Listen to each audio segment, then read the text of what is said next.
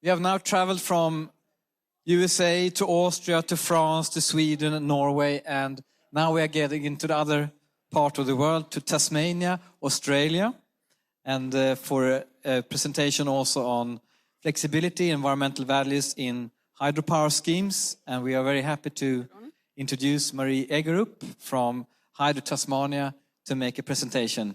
Please go ahead. Thank you. Can you hear me? No? So we'll try again.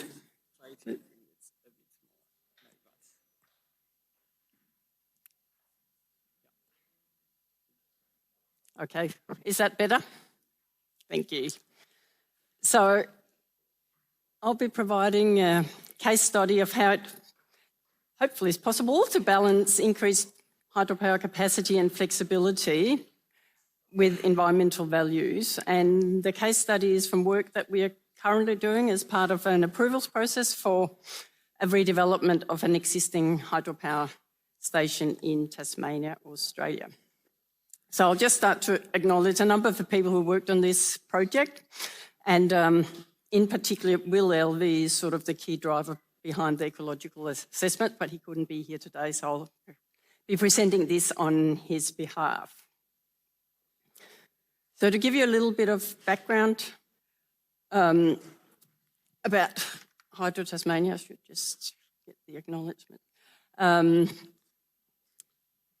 We're the largest water management manager in Australia, and we operate in 6 hydropower catchment, and the redevelopment that I'll be talking about is in the Derwent catchment, which is red on the map that you can see there, and overlaid you can see the green area is Tasmanian Wilderness World Heritage Area, and part of the Derwent catchment and the scheme that we're redevelopment is currently in World Heritage Area, which sort of affect the environmental assessments that we have to do. So the Tarraleah hydropower scheme is one of our oldest power stations, and it basically runs as baseline operation and generates about 6.5% of Hydro Tasmania's generation. And it consists of a head storage, 2 canals, and a power station. And because it's over 80 years old, it's near its end of life operation. So it needs significant investment to make sure that it is still fit for purpose. And on the photo to the left, you can see the canal number 1. It was built in 1937. The condition of that is not so good anymore, and if there's a failure of that canal, it could have significant impact on the World Heritage Area, which is on the other side of that river valley there. So this is just a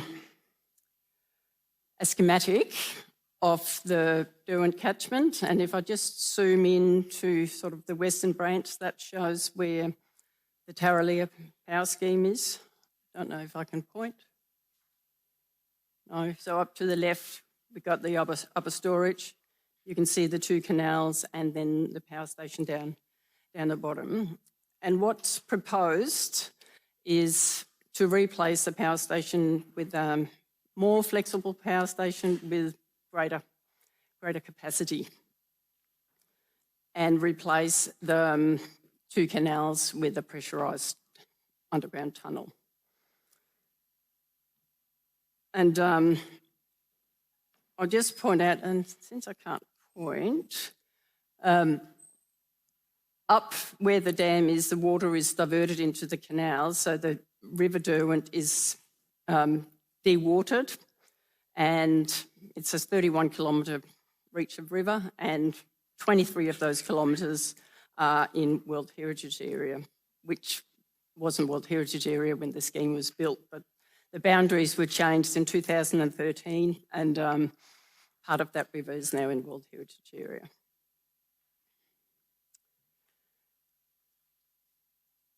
So in that stretch of river, it's highly regulated and has a reduced flow regime. And supply and mobilisation of riverbed sediment is also quite impacted. And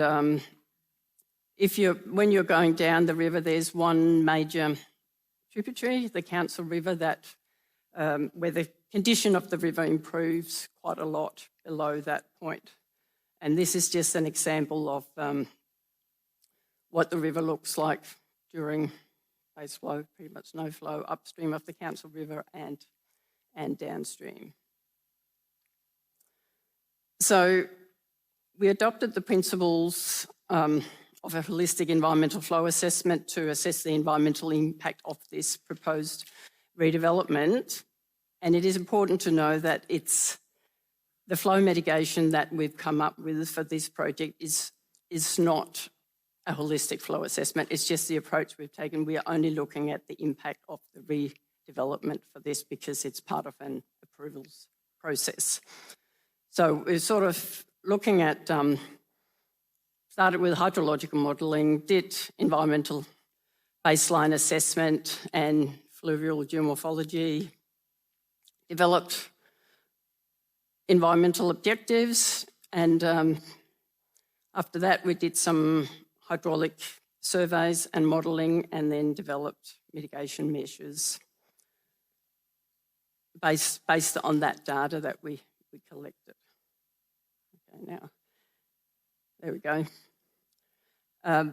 So what this plot show is water level not far from Clark Dam, and if you look at the green line is what, or the red line is what the spill regime has been historically, so it's dry most of the time, but it does have spill from time to time. The blue line, which is what the model show after redevelopment, shows even less spill, both lower frequency and lower magnitude as well.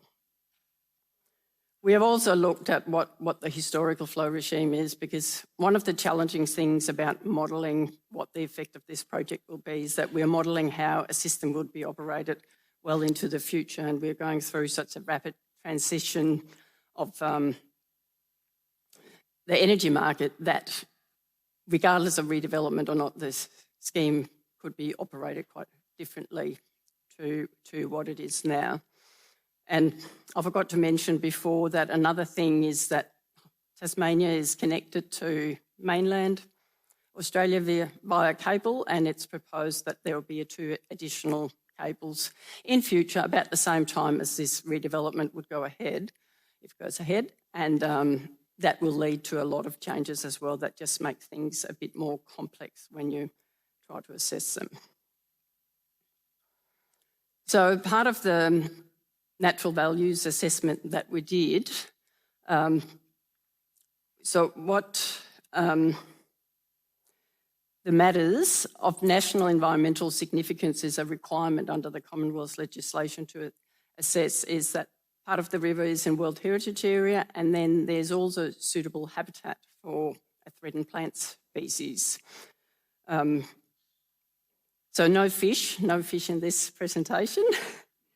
And it should be noted that whether there's habitat for a threatened species is considered the same as if the species was there. So it actually hasn't been recorded in this river reach since about year 2000.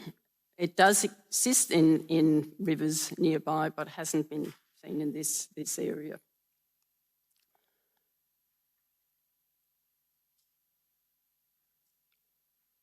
So if I can get this to work again. There. So I'll just talk a little bit about this plant, that the requirements is that it needs very mobile sediment. And so it colonises in areas where not many other plants can settle. So what you can see in that photo there is really sort of pebbles and gravel, and that's sort of where it likes to grow. So that's why it needs these flood disturbance to maintain suitable habitat. And in the listing statement of this species is particularly pointed out that reduced frequency and magnitude of flows is a threatening impact for this species.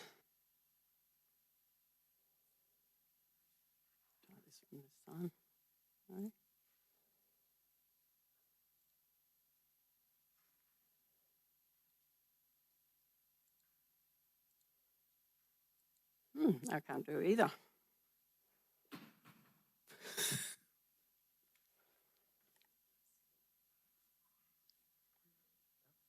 So use that one if I can't. Yeah.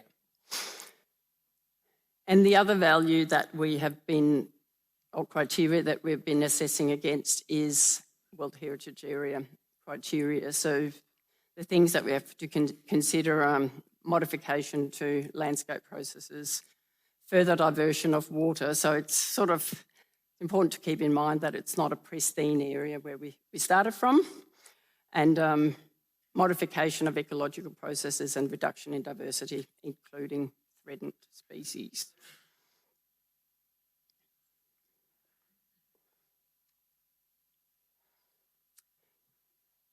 So as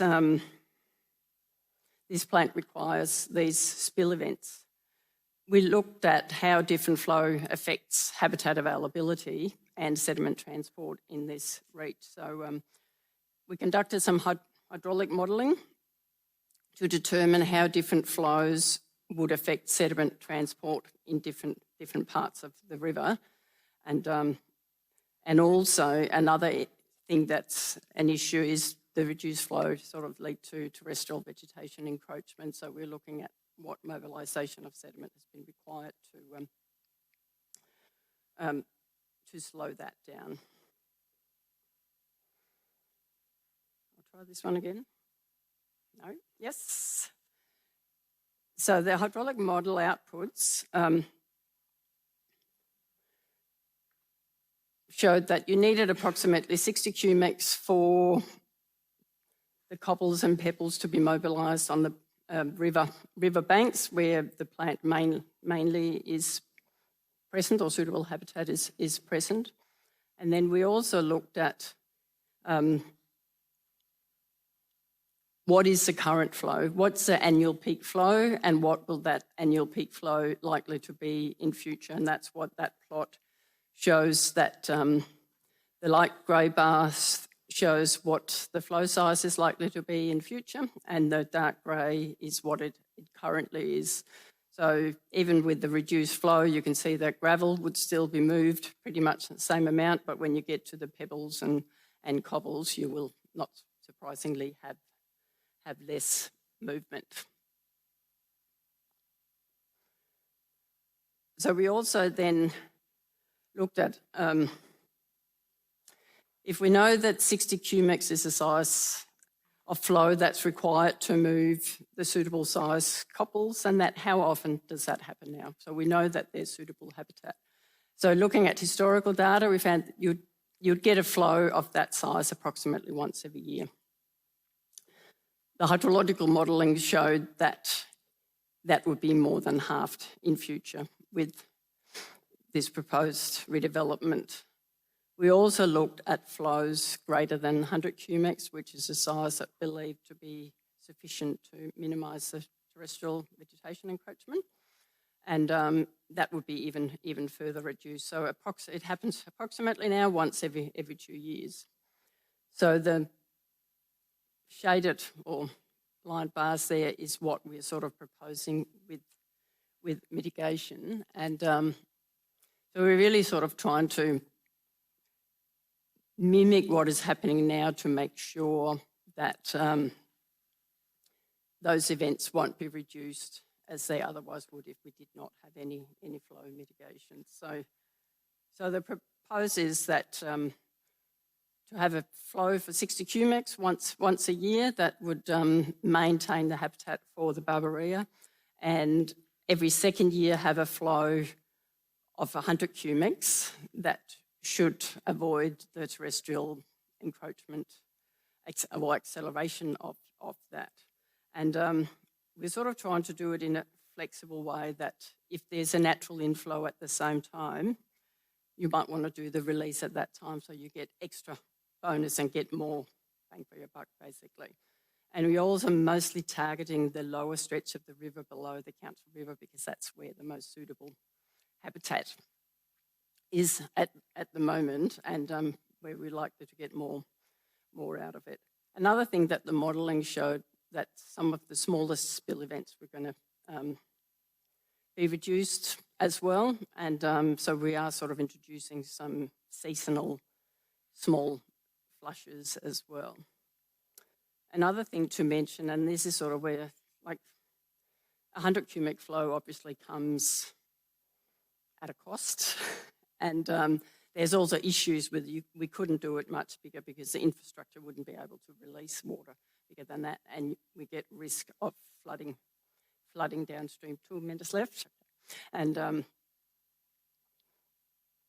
so we're sort of proposing to have a rules that only will have to be implemented if it doesn't happen already, because there is some uncertainty, obviously, in model outputs, as there always is, and we're looking long way into the future. So by trying to target and having the same number of spill events as currently, we can sort of use adaptive management to make sure that it's that it should not be reduced. So I'll skip through this. It's just some of the validation of the hydraulic modelling. So I will just finish by the conclusions, and having the targeted mitigation measures that are based on the volumes of water or the flows that we believe will maintain the habitat.